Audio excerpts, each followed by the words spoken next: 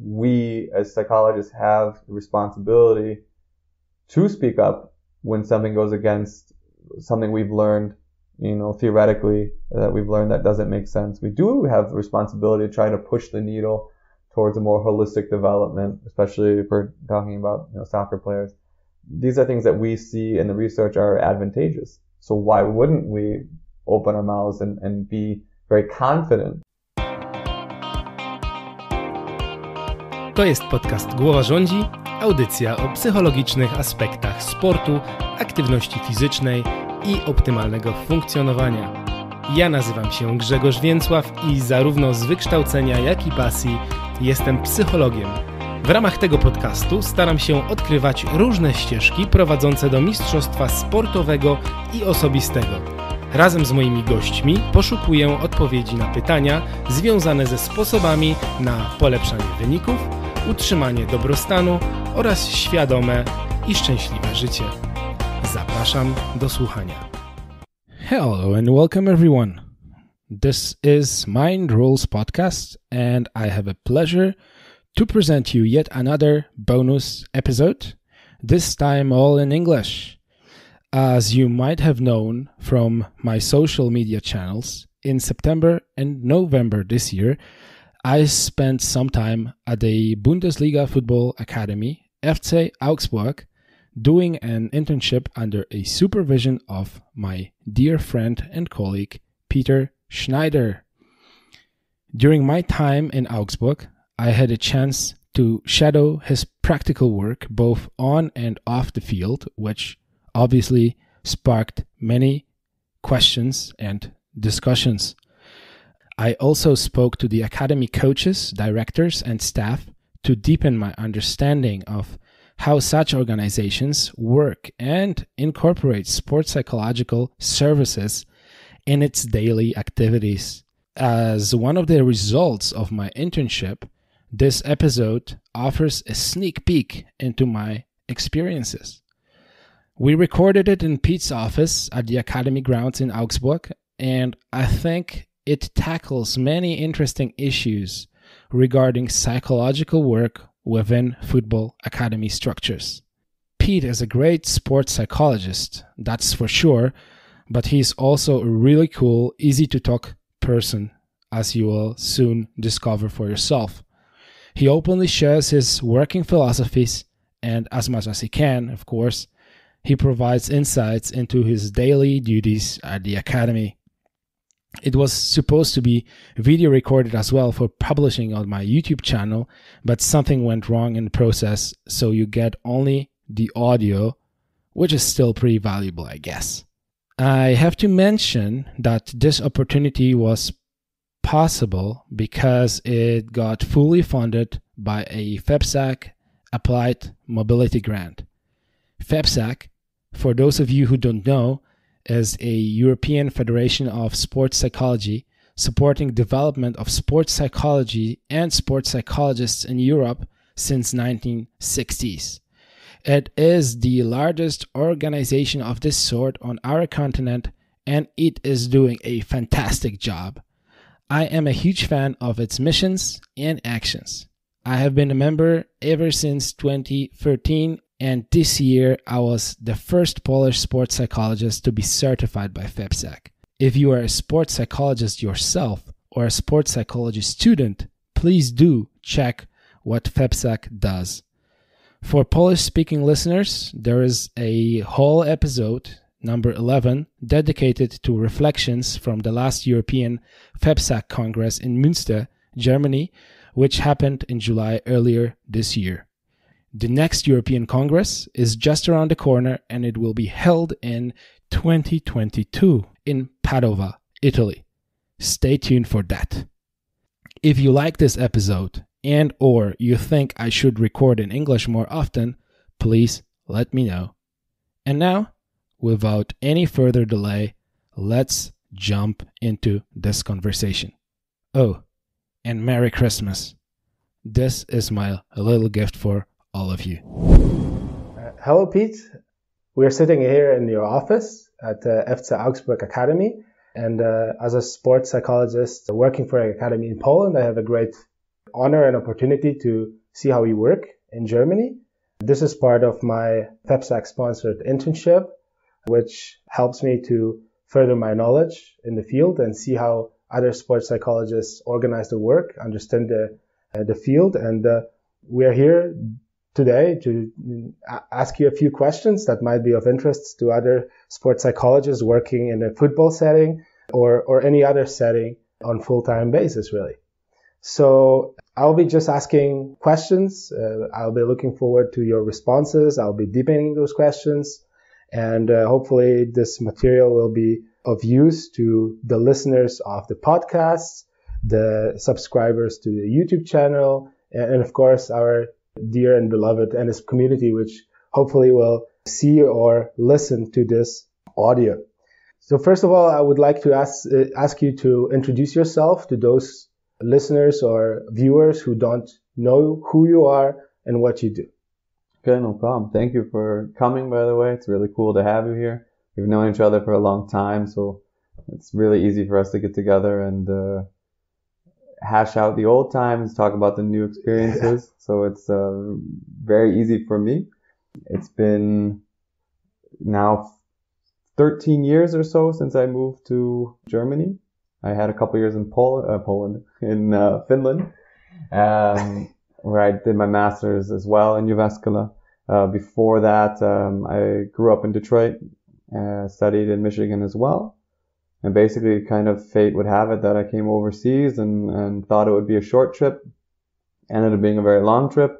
As it happens to many of us these days. I did tell my mother I would be gone for 1 year and not to worry. You know, so you try to keep your promises, but sometimes things do change. But I think she's, at this point, would say very happy for me. I had a great experience in Leipzig in Saxony, in Germany, in the east side of Germany. And then came over to more central Germany with Jena, got to work at the academy and then with the professional team.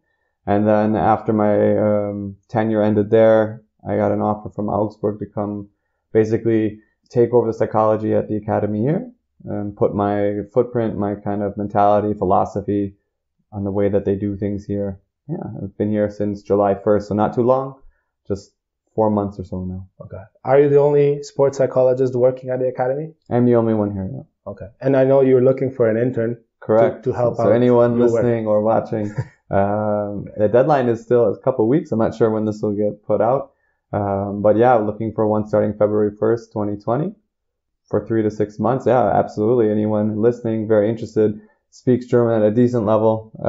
Doesn't have to be perfect, but it needs to be understandable. That would be helpful. That's clear. I mean, a lot of psychological work is done by words, yeah. and those words are important. So I'm not surprised that this is one of the requirements. You said that you are able to put down your footprint here in the academy and implement your practicing philosophy as a sports psych. Mm-hmm. Can you tell me and listener viewers what is your philosophy? Absolutely. You know, there's one of my favorite quotes of all time is that there's no such thing as originality, but authenticity.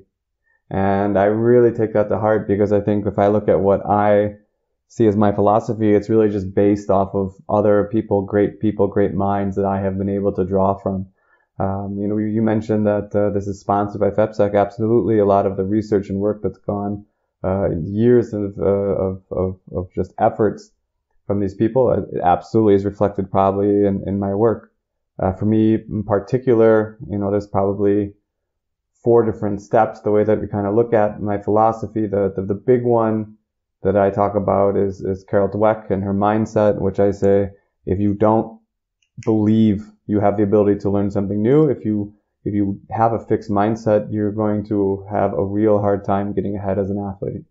You know, this idea that somebody has something or doesn't, especially when it comes to cognitions, that sort of psychology, that's a huge point. And I can only confirm this because here in the academy, in the corridor on one of the whiteboards, the mindset philosophy of Carol Dweck is pretty much laid out for everybody passing by, coaches, athletes, people just employed by the academy. So so they know exactly where you stand. Yeah. I went ahead and put that on there just because I wanted people to look and I know they wouldn't understand it. They'll look at it and they get it, but they don't exactly understand. And I just wanted people to start asking questions. Who put this on here? If he put this on here. Right. And then someone comes to me and go, what is this? And then you kind of, I'm an environmentalist, huge environmentalist, in saying that the environment has to be set in a way that people get better without even really knowing or realizing. So they're training in a better way or more effective way, without consciously always thinking about it. And I think that's what great environments do, is they provide a structure or they provide a scaffolding that people just grow on it naturally, like a vine just kind of growing up the side of a building. Sure. I was just wondering, you're here only since July, and I was wondering how you established yourself as a sports psychologist in the academy. Because, still, all those years pass and sports psychology keeps to be the emerging field and practice profession. But still, there are so many misconceptions of sports psychology and sports psychologists. I was wondering if you encounter any of those at the level of a Bundesliga academy, and if so, what were they, and how you were able to dissipate them. Right. So every coach, every player, every employee of any academy, I can talk about Augsburg, but every academy, they're going to have some experience probably with sports psychology at this point. There was a sports psychologist, Tom Kosak, before me, for example, who I think did a wonderful job in breaking down a lot of barriers and a lot of doors with people. He has a different philosophy than me. I would probably agree with that. He would probably agree with that. But, I have to thank him actually, because he taught a lot of people about that sports psychology can improve performance, that it's much more than just some spooky behind closed doors idea.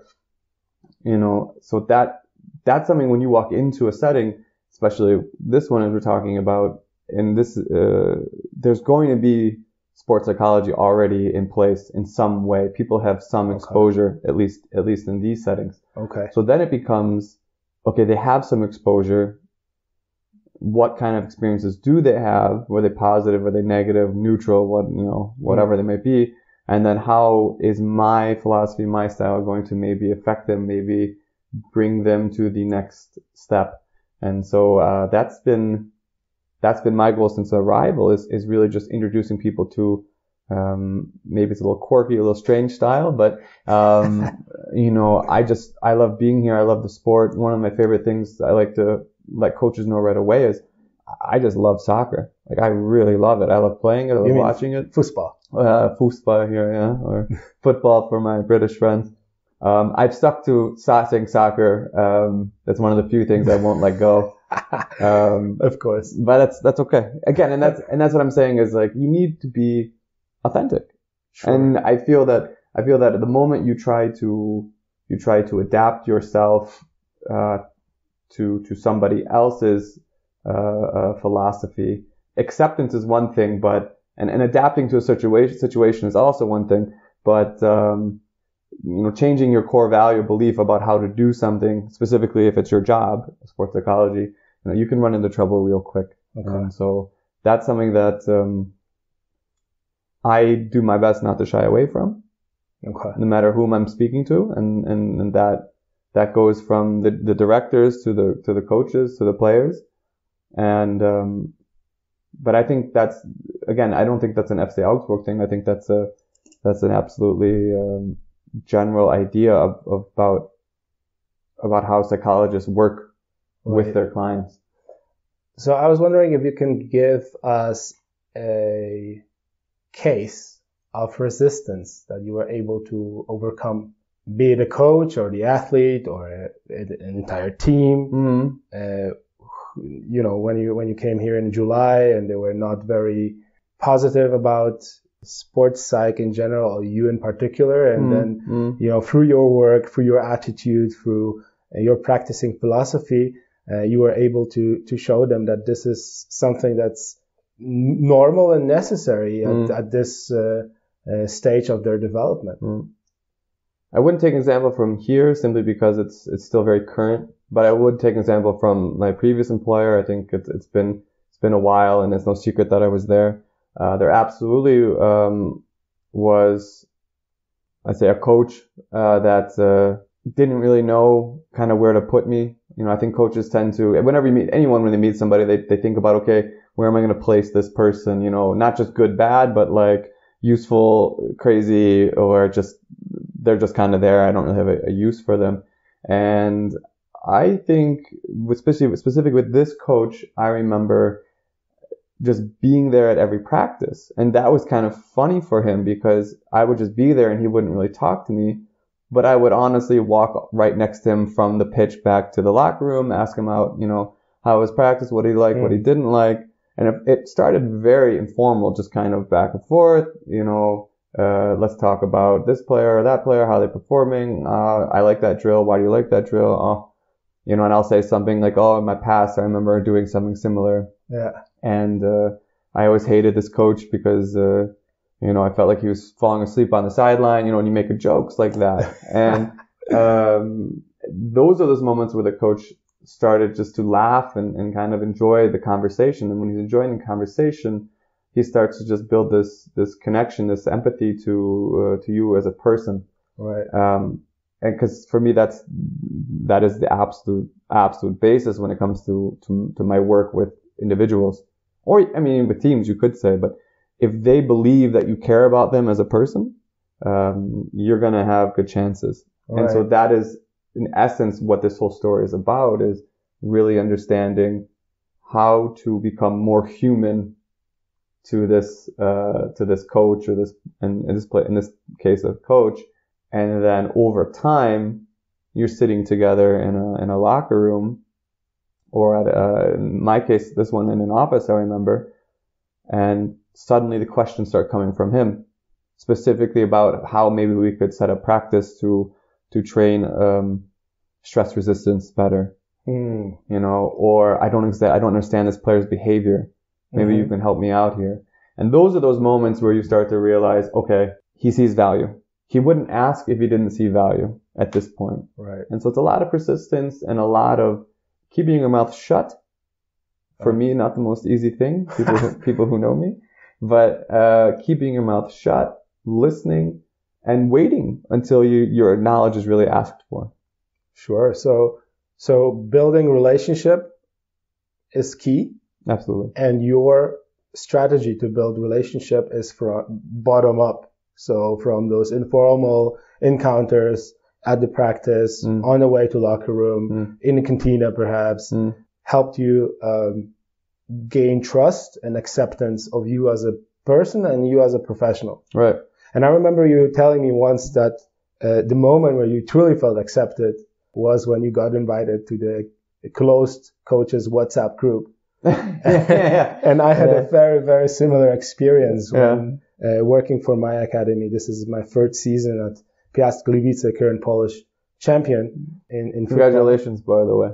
Yeah, cheers. It was first time in history. Yeah. We ended up on top of the table, our first team. So it was a big deal for the academy as well. And basically, like, this is when you start feeling, when coaches start asking questions, when coaches stay behind and actually begin talking to you. This is when you actually can say that you have come through and you established yourself, and you're not on the side, but you're inside. Right. Yeah, I think, you know, and to be fair, you would agree there are sports psychs who don't want to be on the inside. And that definitely is a legitimate philosophy. It's a legitimate working style. I completely respect that. Again, it comes back to my big point of authenticity. Right. If you are someone who truly I would appreciate to be in a WhatsApp group and you get invited to it, then it's a great feeling, right? But I could absolutely understand another psychologist who says, that's not who I am. I don't need this group, connection. I don't need this kind of team spirit, and that's okay. If they feel they're more effective that way, and it helps them to be more objective, I don't want to go on a tangent here, but I think for me, I have so little value in objectivity because I just feel it doesn't exist. Because because people just aren't objective. I mean, I have a poster behind me talking about cognitive biases because I always thought people were very subjective. I mean, anyway, no matter what they wanted to tell themselves. Yeah. And then I read Daniel Kahneman's book, Thinking Fast, Thinking Slow. And I just go, okay, I had an idea that people didn't know what they were talking about. Now I'm sure, they don't know what they're talking about. It's again, as a joke, but I look at myself and I think to myself, man, what nonsense have I been saying like for half of my life that I'm so sure of? That's actually probably, just my own subjective bias kind of coming out. So that's why I understand people wanting to be outside of a group to try to maintain objectivity because subjectivity is already such a problem. I guess I feel like it's almost unavoidable. And I feel that especially in sports environments. Oh yeah. Especially here. And so again, that's why I feel like I like to be part of the coaching staff. And yet I also like to be, part of the, not one of the players, but with the players, talking to them, because, it's not for me about getting gossip here and get gossip there. It's really just about everyone that I'm working with needs to understand that when they're in the room with me, they are the most important person to me. That's fair enough. And, I don't know if you can do that in this world, and I'd ask you, but I don't know if you can do that in the sporting world if they don't really feel that you have that 100% loyalty to them in that group. Right. I would say from my experience, I've also worked with many different sports, and I would say this might be possible when working with individual athletes, but not working in a club setting, and especially in a sport that has been traditionally so resistant to sports psychological services as football is. Yeah, you are.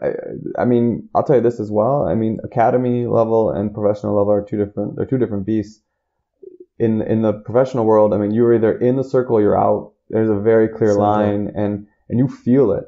You feel it when you're out, and you can kind of tell when you're in. And I see it firsthand where I've had people, I felt I was in the inner circle in my previous position, and I had people on the outside who were just like, I don't seem to feel like I have that connection. And we do that as human beings, whether it's through our pheromones or through our body language or whatever. People know when they're included or they're excluded. We talk about it as like a feeling or, in my stomach. But it's so much more than that. It absolutely is a present thing. So, again, I tend to err on the side that being in that circle, you're going to be able to help more people than if you're outside that circle. Simply because I don't know how many people in that circle are going to listen to somebody outside. Because that person outside won't be affected by the same results that the people inside. It's kind of like you're all in the same boat, and there's somebody on land kind of just giving you directions. Well, if that boat crashes, that person on land still chilling there, he's going to be just fine. Right. He might have a bad conscience, but he's not going down with the ship. If you're on that boat and you're given instructions, you clearly care about what happens to that boat. That makes sense to me, and it's very much in line with my philosophy and how I have chosen to be involved at the academy in Gliwice or in different organizations that I've worked with. But here's an interesting question that I wrote down after one of the many conversations we've had already. How do you disclose information? Because as a sports psych, very often you are a hub. Everybody is talking to you and everybody is telling you things that is not meant for other parties, be it athletes, coaches, directors, parents. And so I was wondering, like, how have you built your sensitivity to what, when, and to whom you choose to disclose? I think a lot of, little kids around stoves, a lot of trial and error. Then. Trial and error is, you always want to start with as little information as possible, because that's always a safe route. And that as a site going in. So you definitely keep a really closed, tight box, I think, at the beginning. Yeah. And then as it kind of progresses, you start to think, where it starts to get frustrating, especially in your first year or so when you first start working with athletes in an academy or a club setting in general. People are telling you things and it's coming from different sides. A great example where there's massive miscommunication and both sides are talking to you and you understand that actually it's a very simple solution, but you can't just go to person A and say, I talked to person B, and you guys are actually totally on the same side. Because sometimes it's even, we're talking about subjective bias, sometimes it's simply people have these halo effects about each other. And even though they're on the exact same side, working for the same club, they see the other as maybe an enemy or a contestant to them. And therefore, even if I were to tell the other person, you guys think the exact same thing, well, they'll spin it and say, yeah, but he doesn't exactly see it the way I do it, or she's still looking at it from a different angle. And so what you choose to disclose and to whom, again, I think you really learn that there's zero clear answer. The best clear answer would be don't disclose absolutely anything. And I'm sure there are people listening saying, Pete, you're an idiot. You absolutely can't give any information out. To that, I would say, well, that's not quite true because we're not working in clinical situations. Technically, now I'm being I hope this disclaimer is taken seriously. Yeah. Technically, you could listen to everyone's information and tell everyone you wanted. You could. You'll probably lose your job because no one will trust you anymore. But, it depends if we're talking about, literally private information, about medical problems and whatnot. Or are we saying, I don't like the coach because he doesn't treat me fair? I mean, there's no I'm not legally bound to keep this statement to myself. I will, but I'm legally bound to do it. And then there you go. Great example. Let's get concrete. You have a couple players who come to you and say, the coach doesn't like me. You know for a fact, because you talk to the coach really does like them. It's more of often there's kind of the coach picks on the players he likes the most. He demands the most from those players. And yet they get this opposite image of him. And you're kind of stuck in between that where you want to actually say, coach, he actually just wants the best for you. He likes you. And you want to tell the coach this because you want to say, hey, these guys, you're pushing them too far. They told me that they think that you actually are against them. But again, you can't just do that. So when we look at this concrete example, it's really about when the coach comes to you and says, player A and B, they just don't have the right, mentality. They're lazy. There's so much more potential there. You work with that coach and say, okay, how can you communicate wrong language? How can you maybe communicate this information to these players in a more effective way? Because it doesn't seem to be getting through. Okay. So that would be a solution to a situation like that. That would be from my point of view, because I'm working with both sides without maybe the other sides even knowing, and helping the coach, giving him points to maybe understand his players better. And then also, of course, on the flip side for players to try to say, let's look at this from a coaching perspective. Let's look at it a different example. What information are you getting? What does this information actually mean? So you're a little bit like a mirror who is trying to show more than the person sees by themselves. I do this, and then we didn't get to the whole thing, but I definitely do this, but a lot of it for me is, and I really do enjoy more and more these days, using mindfulness ACT as a pillar of how I do my one-on-one sessions. And so one of the things I try to ask people is, what are you feeling when a coach says to you in those moments? What's going through your head? What kind of thoughts, what kind of emotions do you have in that moment? That They do more of a self-analysis about the coach doesn't like me. Okay, well, why doesn't he like you? Well, he says this. Okay, how do you feel when he says this? And what kind of things are going on maybe in your heart, your head, your stomach? What's going on there? And where do these come from? And so we kind of try to, together navigate these thoughts and emotions, what's really going on. And I never ever try to give the player a clear solution. I think if you try to people don't listen to their own advice, let alone that from others very often. So, you really are just trying to put the situation as clearly as possible to them, try to help them self-reflect, understand the situation better, and then they have to make the best out of it. Mm. That's the most frustrating thing, because you can tell somebody 1,000 times. Because from your perspective, the solution is easy. Yeah, it's actually not a very difficult solution, but again, you hit the nail on the head. You said this trust of both sides. You can't run from one to the other. Yeah.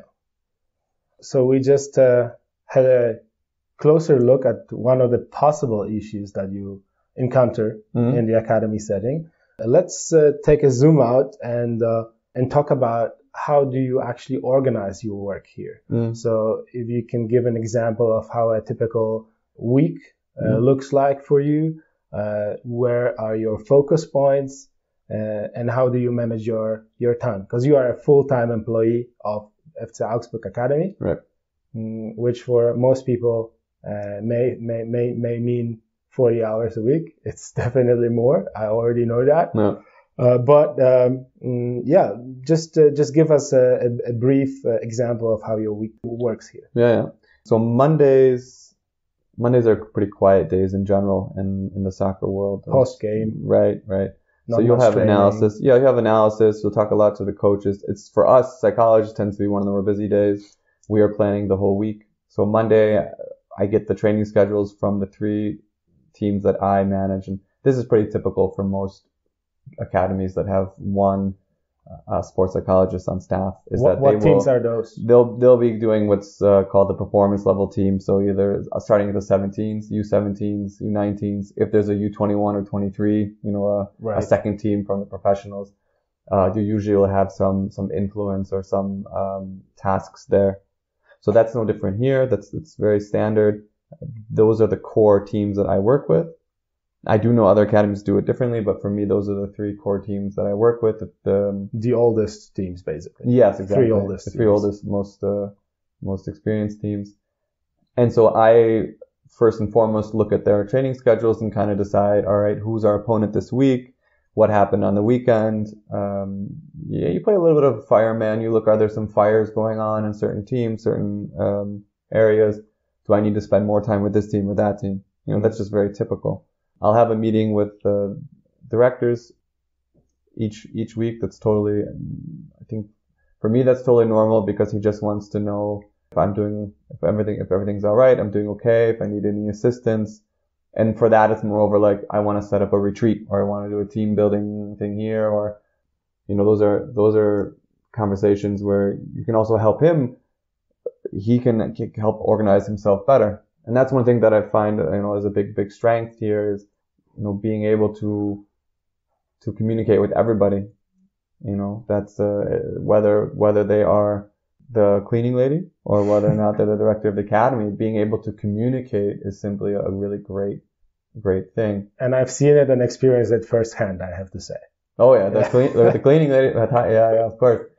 Yeah, but that's something though that I definitely cherish. I think that gives me a lot of support, but it's also a balance. So on Monday I look at which teams and I go through that. I have kind of a couple meetings with, I'll talk to the athletic coaches and see who, players do their own ratings and they see how tired they are. We'll see if we need to add maybe a relaxation technique for somebody.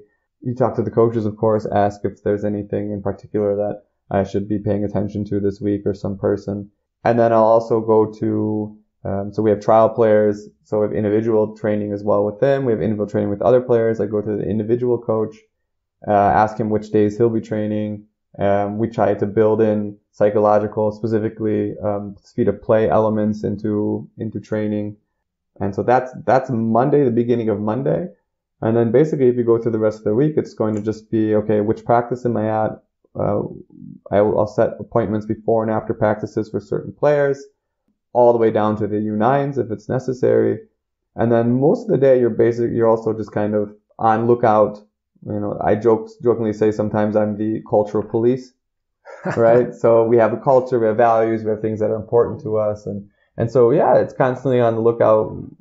Are people upholding those values and this culture that have specific actions within them? You know, are they punctual? Are they keeping things clean? These are values that we hold high. And I think a funny thing for me is people often say, well, you can't really see culture that easily, and I would completely disagree. I think it's the way in which people communicate. I think it's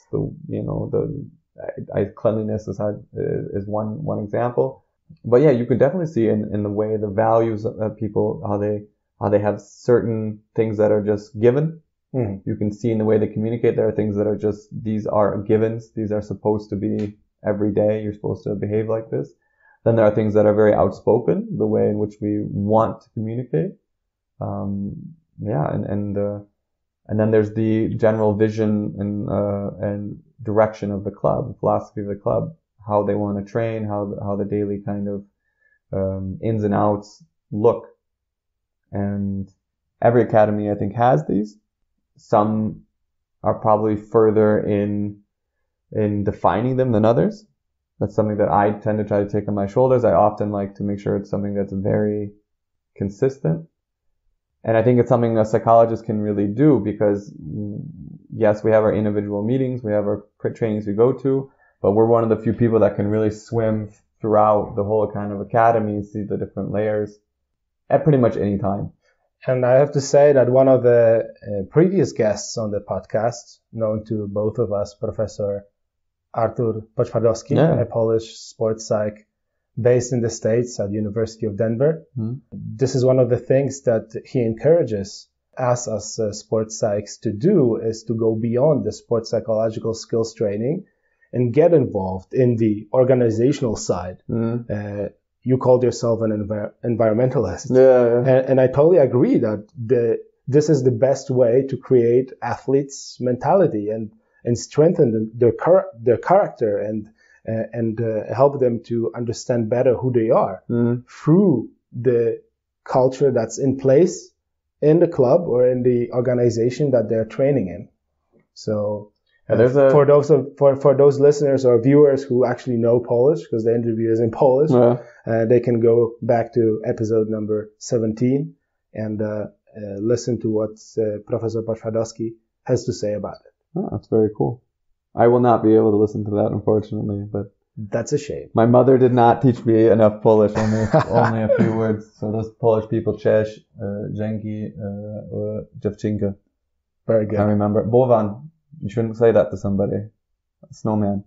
Bałwan. Bałwan. That means it's a bad word in Polish. That's what she said.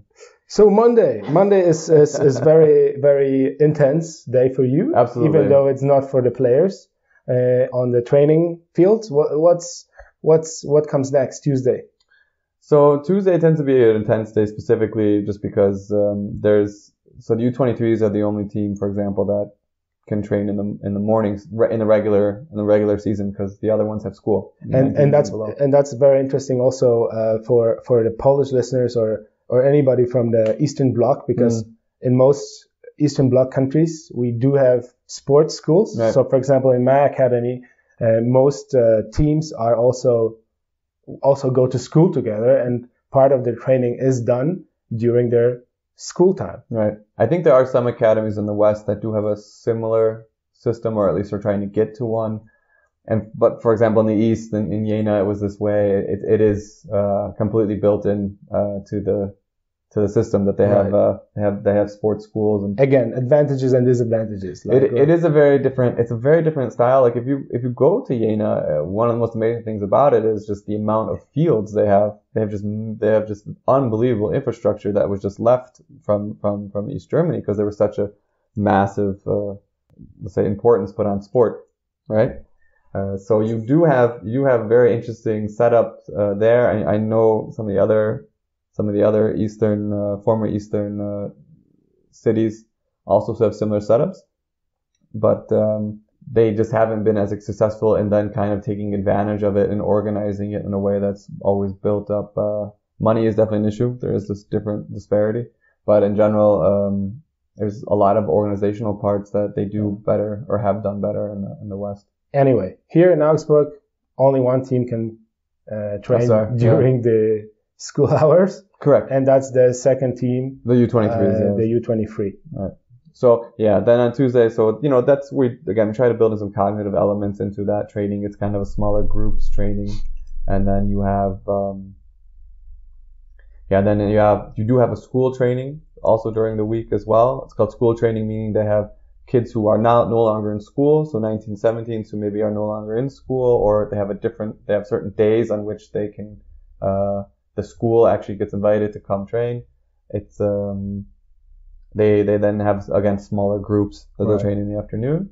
But this is not just Tuesday, these are other days. But then I'll be observing that or speaking to players during or after. And then comes the standard afternoon training sessions where I'll be there watching and participating in practice as best I can. Sure. And I've observed many of the practices, and you're not mere observer as some viewers or listeners might expect. You also take part almost as an assistant coach. And I've seen a few drills which you were responsible for with one of the coaches, and you were just running it on the field in your football boots. And I think that is extremely cool and beneficial, because you ran it in a pair with one of the assistant coaches, and as he was pointing out certain technical and tactical issues that arose in those drill, you were the ones who had the power and possibility to stop the drill and point out those psychological elements to the drill, which I found extremely, extremely cool and effective. Right. It's definitely, again, in a small group, I think I trust myself to do that a little bit more. I think there are boundaries that I absolutely respect. I think there are things even about motivation, cognition, whatever you want to say, that's more of a psychological side.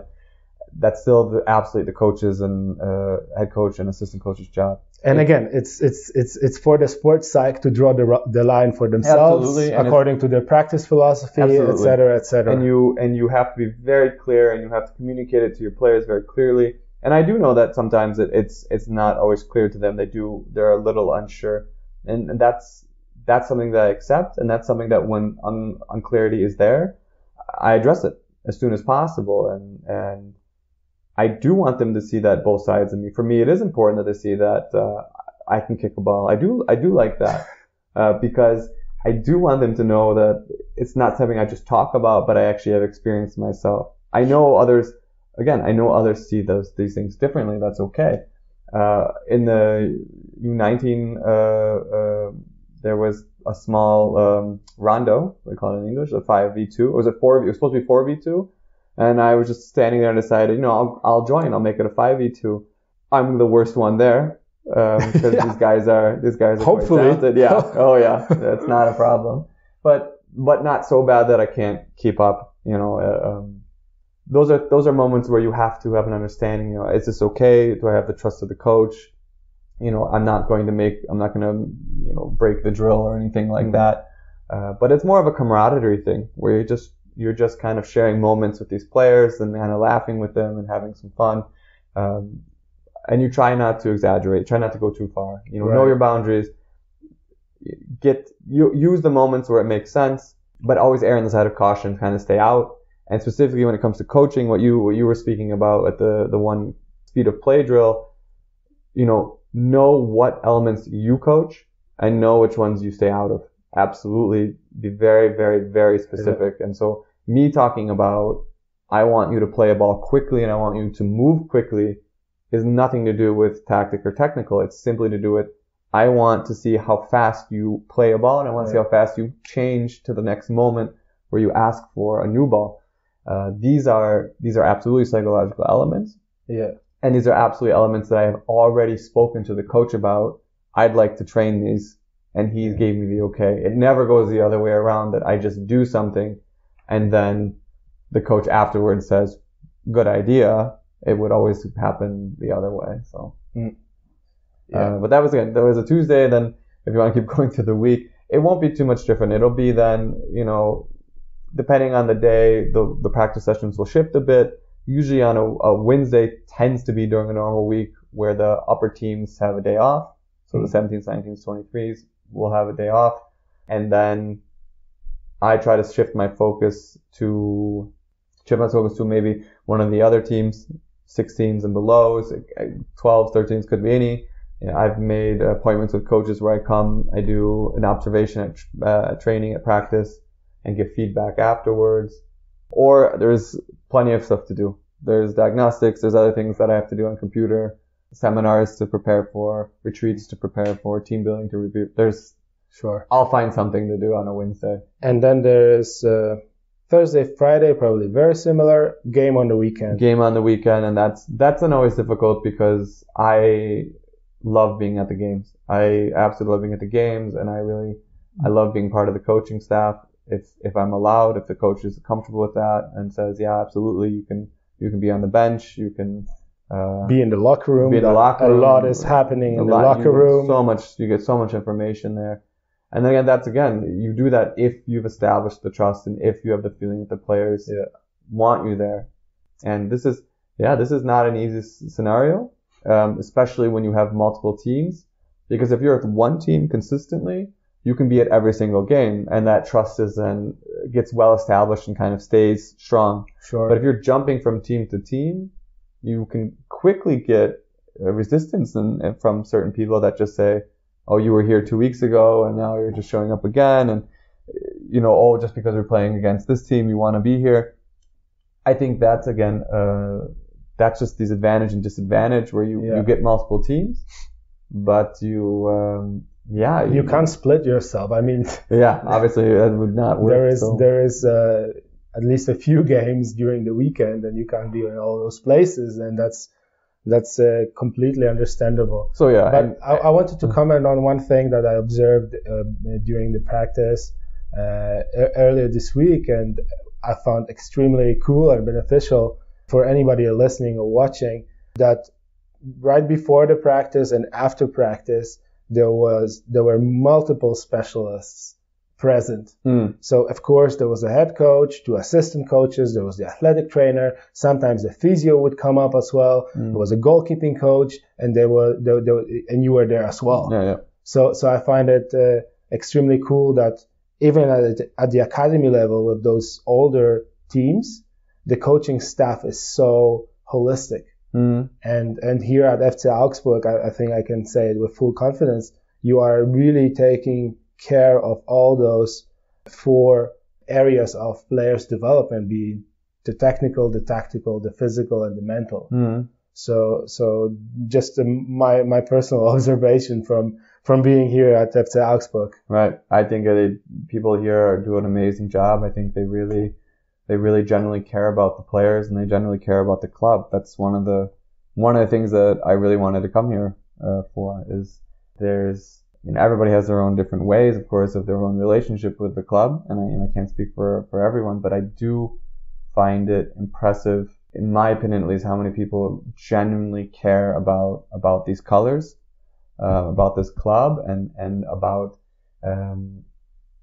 the players and the people here. There is also a genuine concern for education. There's a genuine, honest concern that these players get a good school education. Yeah, and there is even a room at the academy, which is specifically designed for the players who come in early to do their homework. Correct. There is and they can there's tutors that they can there also are sign tutors. up for. There are people responsible for pedagogy. And taking care of those players outside of the field. And of course, like, we know the stats. I mean, not all the players currently at the academy will play football professionally. So we definitely want to make sport the force that helps them develop and live great lives, perhaps with some other connection to the sport. Right. Yeah. I mean, that's definitely one of the things that I really would love is for me, it's important to know that each player, it won't work. You can never have this work exactly as you want, but as many players as possible leave this club, whether it's at 22 or whether it's at 16 or 15, and say, I had a positive experience at FC Augsburg. I think that's a goal I think it's easy to say, of many of the psychologists that I know, many of the colleagues that I know. I had a great presentation with another psych. I won't say who, but if she listens, she'll know. Who said, she sees herself often as someone who is carrying, I wouldn't say the moral stick, but she's responsible for the morality a little bit of the club, that the people there are making the best decisions for not just for the players, but also for themselves. Like when we're talking about coaches. Right. And because athletes are humans. Yeah. First place. That's a very, very obvious, but very true statement that sometimes is, easy to forget. Yeah. Yeah. They're kids. That's the other thing. I think they're kids. I think that's what people forget that makes me sometimes crazy is, they're kids and, you know, parents, any parents listening, let your kid be a kid. Yeah. Let him be a kid. He's here playing. He wants to play a sport. If it turns out well, you know, thank God. If not, it's, he'll do something else. She'll do something else. It's equally okay. cool. Or... Yeah. I mean, this is a general thing is, I had another interview once where someone asked me like what I think is one of the most what are the three most important things to make professional, and one of the third and final things I said is a player, and maybe even parents, but definitely a player has to realize all the things he has to sacrifice in order to become a professional player. And I learned this from a former professional player turned coach in my previous club, who said, you know, I didn't know what going out on Friday night was like. I don't know what Saturday, I don't know what vacations were like between August and December. And then again from January till May, like it doesn't exist. You don't know. And so that's not a normal life. And I mean, in the sense of, if you think of like Germany, this player coach would always make fun of us because we went through, you know, I was a student after playing in college.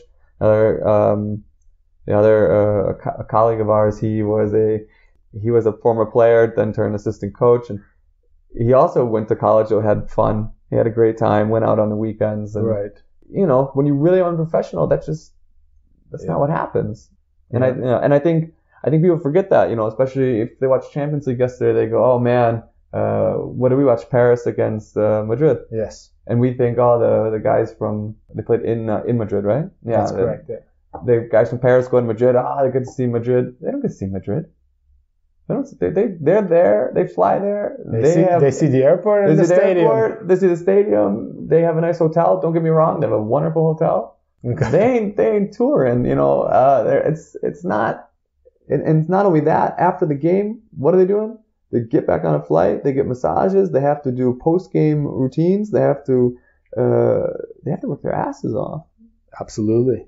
So, one more question about the environment. You just briefly touched upon parents. And parents can be a huge asset. Yeah. And they can be a huge block as well. And not be too helpful or not be as helpful as they can be. And I'm talking about both spectrums, like those parents who are not involved at all and those parents who get over involved, especially during the games. And I was wondering if you hold any seminars for the parents here at the FC Augsburg Academy, because this is one of my key points in practicing sports psychology at the Academy in Gliwice. I hold a seminar twice a year for parents of each team to transmit all those sports psychology that we try to do with their kids in the setting of the academy. So I'm wondering, like, what is your take on the parents, and how do you work with parents if you do anything with them? In an informal way, when I see parents at practices or I see them at games, always say hello. You know, maybe ask how they're doing, just very quickly. You know, short things like that. Here on the training grounds, we have a rule. This is part of the culture thing I was talking about, that everyone who comes in is greeted. And servus. Yeah, servus. Yeah, servus. That's what they say here. Yes, of course. The great thing is, as I told you, it means hello and goodbye. So you don't know if someone's coming or going. You can just say servus, and it'll cover no matter what, either one. And that's something I learned coming here very quickly. So that is something that is more the informal way. In the formal way, we do definitely have parent nights, seminars where we try to talk about what behaviors are accepted, what behaviors are not accepted at the club. So and by we means the coaches and everyone is on board. side. And again, it goes to culture, is to say, this is what we expect from you as parents, and this is what you can expect from us. So we deliver this. Your kid plays for our club. Yeah. We'll deliver these services, Right. and we expect this type of behavior from you. If someone breaches this contract, whether it's the coaches or whether it's the parents, the other side can speak up. And Sure. and I will say that in these meetings, we've also talked about social media. We've talked about, okay, parents are always worried about having agents.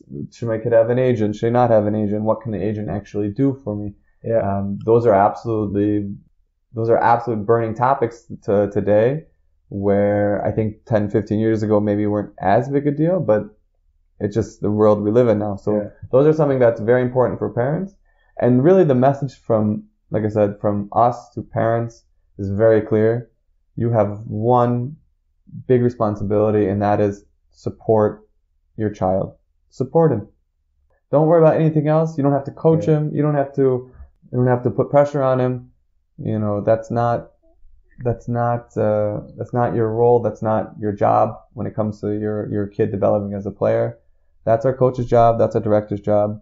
And I do think that the directors here also have a very open ear for parents when they do have concerns. That's something that we communicate as well. Parents are concerned, and I think that's something that we need to consistently communicate, that we are willing to listen to concerns as long as they are done in a very, sensible and correct manner. And I'll give you an example. This isn't in Augsburg as far as I know, but Hertha BSC Berlin, I know they have a policy of, I believe, if I'm wrong, I apologize, but they have a policy of 24 hours where after a match, no parent is allowed to contact the coach for 24 hours or the academy for 24 hours. Pretty cool. Simply to try to give them moments to let the emotions go down and then think, okay, is this really something I need to bring up with the coach? Or is this simply something that is out of the emotion? My kid got subbed out, or he didn't play, or I felt, he was mishandled.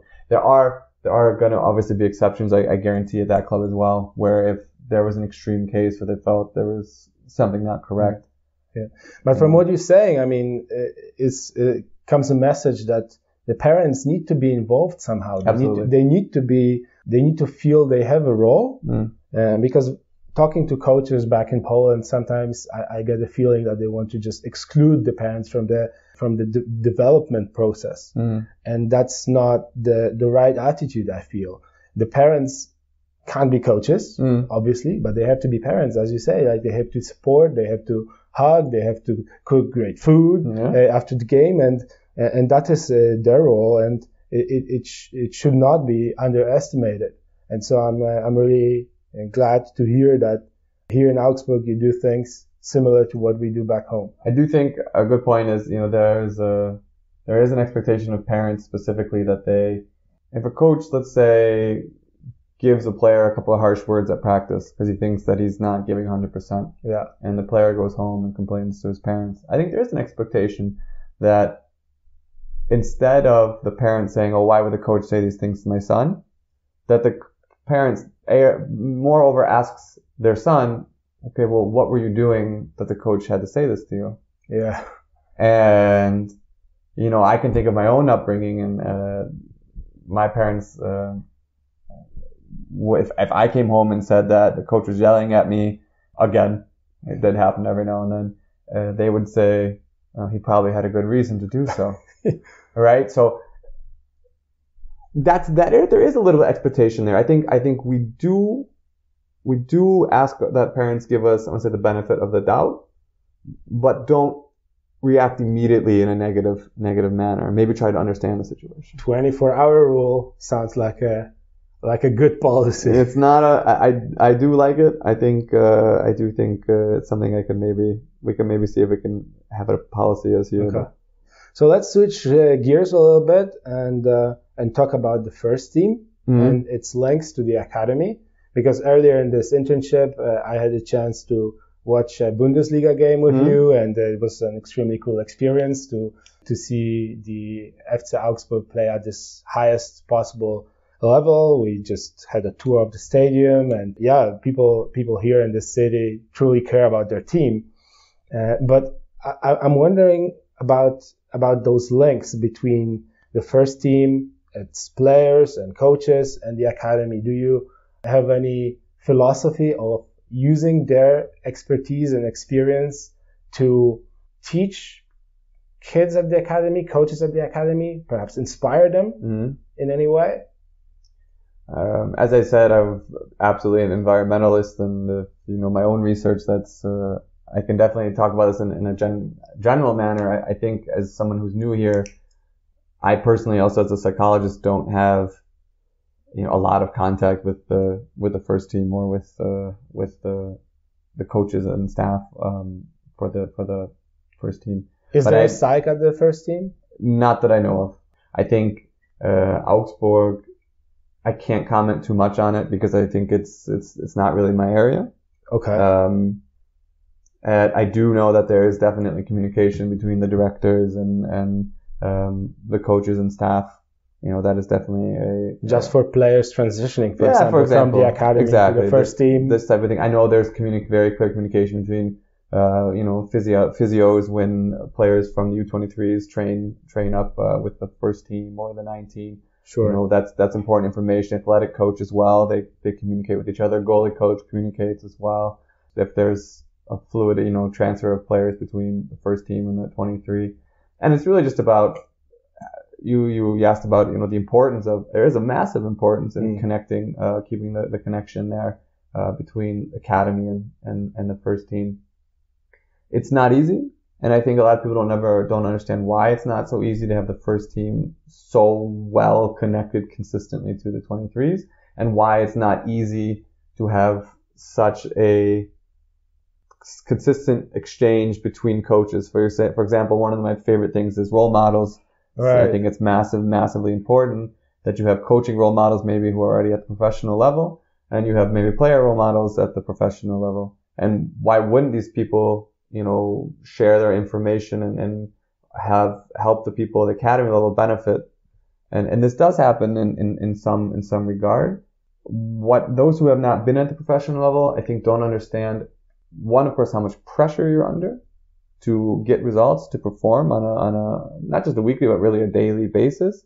You're trying to get people fit. You're trying to get people tactically ready. Yeah. And you are just kind of in this little goldfish bowl, if you will, with 30 other goldfish all packed together, and there's sometimes not that much oxygen, and you really are just trying to just get through from day to day, and therefore it's very difficult to expect from people in the first team in the setting, not just here but anywhere, to have so much time and capacity to be teaching and to be mentoring those in the academy level.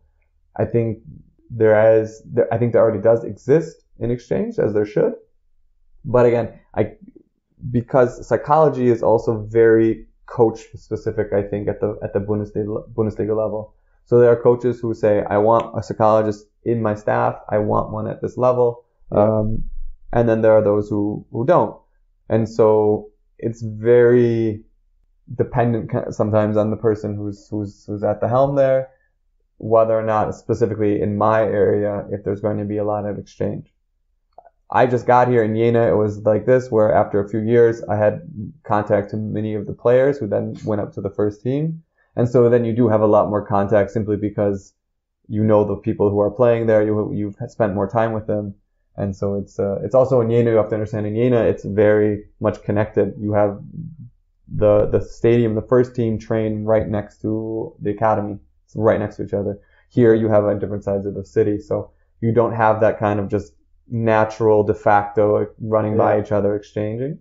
Fair enough. And, therefore it's just one of those barriers. All right. So before we get back to our responsibilities here at the academy, one last question. How do you see a future of sports psychology in general and in football specifically? Well, I think in general, we just need to continue to come out of our shells more and more. I think we need to not pound our chests. I think humility is always going to be our strongest ally and best weapon. And understanding that we have some, but not all the answers, and we're really are a cog in the system. We are no way responsible for the absolute success or defeat of an athlete. It's just we can't accept that responsibility, nor can we provide that. Anyone who's claiming to provide that, I think, is hard to do sometimes. Yeah. Especially for those who are students, and sports psychology is presented very often as that icing on the cake that helps the athlete or team to succeed. Yeah, I understand, and that's a selling aspect of it, and you need that in a business setting. When it breaks down to the actual human setting where you're one-on-one with somebody, that's where you need to be authentic. You can't lie to them. You can't lie to yourself. You are not the reason this person is going to be a champion, and you're not the reason they're going to get fail. Second place or fail. Yeah. This is the reality that you're either going to accept or not. That said, I do think we as psychologists have the responsibility to speak up when something goes against something we've learned, theoretically, that we've learned that doesn't make sense. We do have the responsibility to try to push the needle towards a more holistic development, especially if we're talking about, soccer players. These are things that we see in the research are advantageous. So why wouldn't we open our mouths and be very confident? And that's, again, I come to this point of being confident. I understand that I maybe have a big personality in some ways, but I also understand that because I have this attribute, I'm going to use it and be very vocal about the things that I believe that will help not just other psychologists, but will help the sport in general progress. Yeah, progress. I think it's not me speaking. I might have a loud voice, or I might speak a lot, but I'm not speaking as Peter Schneider. As I said, it's not original. It's not from me. It's from the Dwecks. It's from the Harrises. It's from all those giants that we face. Henriksons that I love. Yeah, when I'm doing cognitive decision making, it's about Professor Rob. If we're looking at decision making, looking at Anne-Marie Elba, who one of my doctoral supervisors who said, look at the dark side of sports. Look at there are other things that we need to really kind of deal with. We need to maybe struggle with ourselves, and then we can become better psychologists, and we can help the sport progress. Specifically, my big thing, talent development. I'm developing human beings. I'm developing young kids. I don't always have to say I'm developing athletes. Sure. And so that's, if you're asking me about what the general direction of sports psychology is, be confident and humble at the same time, if you can find the right balance. Again, remember that your words are not your words. They are a summary of almost 100 years now of research. So I think that's a big thing in general. And for soccer, if I say, or football for those who prefer, I think we need to still accept that we want to be present in the world of soccer as psychologists. We are trying to convince still to this day that we deserve to be a part of these coaching staffs. That's something that it's not the opposite way. And we need to, again, humility maybe is a good word there, again, understand that there are people that don't want us there or don't understand the reason why we need to be there. And it's not on them to, someone who's never experienced this or never seen the positive side of it. It's not their responsibility to learn why psychology needs to be in soccer, but it's our responsibility. And you're going to run into a lot of blockades. I'm going to run into them still. Again, if I'm supposed to teach acceptance and commitment therapy, then I need to learn to accept as well that I'm going to be frustrated a lot, and I need to deal with those frustrations. That's it. So it's not easy, but it's the next way. It's the next steps. Well, thank you very much for this talk.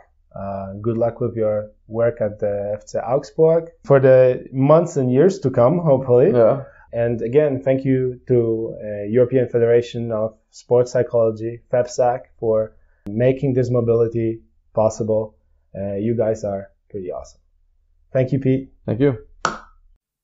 Dziękuję za wysłuchanie tego odcinka podcastu Głowa rządzi.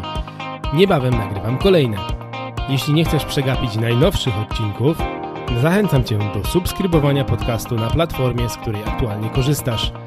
Będzie mi też niezmiernie miło, jeśli gdzieś w internecie zostawisz pozytywną recenzję lub po prostu zachęcisz znajomego, żeby sprawdził tę audycję. Chcąc być na bieżąco z moimi innymi działaniami, zapraszam na stronę internetową www.głowarządzi.pl, pisane oczywiście bez polskich znaków, oraz do mediów społecznościowych na Facebooka i Instagrama, gdzie można mnie znaleźć jako Głowa Rządzi. Do zobaczenia lub usłyszenia.